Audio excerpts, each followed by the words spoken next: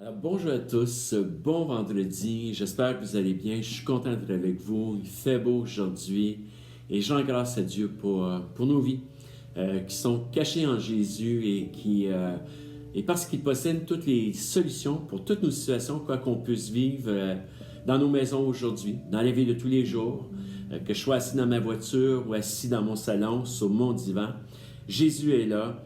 Il est assis avec moi pour que je puisse me coller sur lui avec son cœur qui est débordant d'amour. Puis ça, c'est vraiment rare. C'est toute une bénédiction. Donc, réjouissons-nous et rendons grâce à Dieu parce qu'il renouvelle ses bontés à chaque jour pour ses enfants.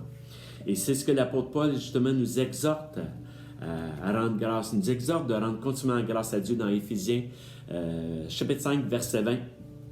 Hein, de rendre grâce pour toutes choses. Et moi, je tiens spécialement aujourd'hui à rendre grâce à Dieu pour la technologie qui est devenue l'outil de rapprochement, c'est ainsi de mobilisation, de partage, ce qui nous permet de rester connectés les uns aux autres par écran, par différentes plateformes. Tout ça pour continuer l'œuvre de Dieu et ensemble pour sa cause. Vous avez remarqué comme moi que tout change d'heure en heure depuis quelques semaines face à l'adversaire. Même nos vies changent d'heure en heure. Et pas juste sur le plan social ou moral ou professionnel, mais aussi sur le plan spirituel. Et cette semaine, dans mon temps de prière, je pensais à plusieurs personnages bibliques qui ont aussi été vu leur vie, je dirais, basculer et sont devenus aussi une source d'inspiration à travers tout ça et de résilience lorsqu'on lit leur histoire. Ces hommes, ces femmes que Dieu a repêchés sont devenus des modèles, des ambassadeurs, des leaders, des géants de la foi, et pour plusieurs raisons, entre autres. D'abord, parce qu'ils aimaient Dieu, bien sûr, parce qu'ils aimaient aussi se soumettre à Dieu et faire la volonté de Dieu. Mais en examinant la vie de ces personnages de plus près, on se rend compte aussi qu'ils ont tous été confinés par Dieu, pour un temps, pour des jours, pour des mois, et certains même pendant des années. Et ça, c'est assez spécial parce que nous, ça fait comme presque un mois qu'on vit ce confinement et puis on ne peut pas s'imaginer qu'on pourrait être encore dans un confinement au bout de 6 mois ou dans un an. Mais c'est vraiment dans ce temps de confinement que Dieu a parlé à la cœur de ces personnages-là et qu'ils ont entendu la voix de Dieu. Moi, je pense à Noé qui était confiné dans l'arche pendant un an et pendant quelques jours avant de remettre les pieds sur terre. Je pense aussi à Joseph qui était confiné dans une prison à l'âge de 17 ans. Et ce n'est qu'à 13 ans plus tard qu'il est en mesure de sortir de prison, de revoir son père puis de le serrer dans ses bras. Pensez aussi à Moïse qui était confiné pendant 40 jours sur la montagne. Combien de fois David a dû laisser son château pour se confiner dans un désert, se confiner dans une grotte, parce qu'il était constamment sous la menace de Saül qui voulait le tuer. D'ailleurs, plusieurs de ces psaumes ont été écrits durant ces temps de confinement. Au cœur de son épreuve, au cœur de la douleur, il clamait même pour sa vie. Mais malgré tous les combats qu'il vivait, son plus grand but à atteindre était de continuer à aimer Dieu par-dessus tout et à se soucier à faire la volonté de Dieu. Et Dieu dira de lui qu'il a trouvé un homme selon son cœur. Je pense aussi à Jonas qui était confiné dans un poisson pendant 3 jours et 3 nuits. On s'entend-tu pour dire combien on est bien dans nos maisons à faire du télétravail, à faire de la popote, à faire du ménage, que de sentir le poisson au fond d'une mer. Pensez aussi à l'apôtre Paul, qui aussitôt après sa conversion, Jésus l'a confiné dans le désert d'Arabie pendant presque 3 années avant qu'il retrouve les disciples. Donc, j'ai aucun doute de penser que tous ces confinements vécus ont été très révélateurs et formateurs pour leur vie spirituelle. On est tous appelés à découvrir le but que Dieu a pour notre vie. Sinon, ça aurait été une tragédie pour le peuple de Nénive. Ça aurait été aussi une tragédie pour le peuple d'Israël si Moïse n'était pas monté sur la montagne. Et ça aurait été aussi une tragédie pour l'humanité si Jésus n'était pas descendu du ciel. Et là où je veux en venir, c'est que notre confinement est dû à un ordre qu'on a reçu du gouvernement de rester confinés à nos maisons. Et ce n'est pas un choix qui est volontaire de notre part. Parce que si on pouvait reprendre notre vie en main dès aujourd'hui, je dirais pas demain, mais aujourd'hui, on le ferait maintenant. On a juste hâte de reprendre le contrôle de nos vies, retourner à nos activités, manger au resto et coller ceux qu'on aime, et évitablement. Et humainement parlant, on peut croire qu'on perd beaucoup de liberté en ce moment, d'autonomie, de privation de tout ça. Et je dirais même qu'on peut se sentir limité à se dépasser ou à se donner ou à s'engager dans l'œuvre de Dieu. Et peut-être qu'on commence à devenir juste un tout petit peu impatient dans tout ça. Mais si on est là aujourd'hui au cœur de cette crise, c'est parce que Dieu le permet. C'est aussi une occasion pour nous de voir nos vies changer, de voir que Dieu va transformer nos cœurs à travers ça, puis de voir la gloire de Dieu à travers tout cela aussi.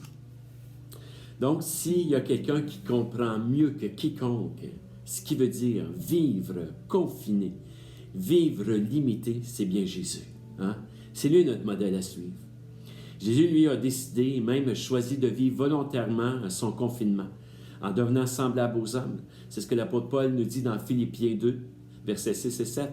Jésus, qui était de condition divine, s'est dépouillé lui-même en prenant une condition de serviteur, en devenant semblable aux êtres humains. Autrement dit, Jésus a choisi de vivre volontairement son confinement. Il a quitté le ciel, la gloire, la présence de son Père, et ce n'est qu'au bout de 30 ans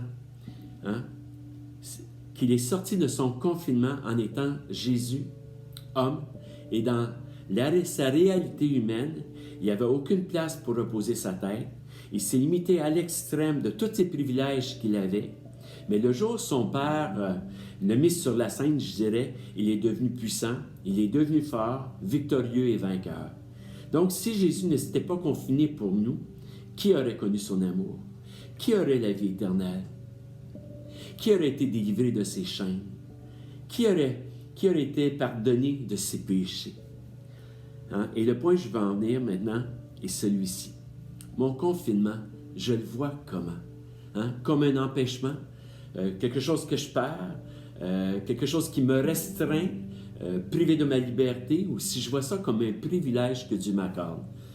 Vous savez, souvent, on se dit que si on avait plus de temps, on aimerait passer plus de temps avec Dieu.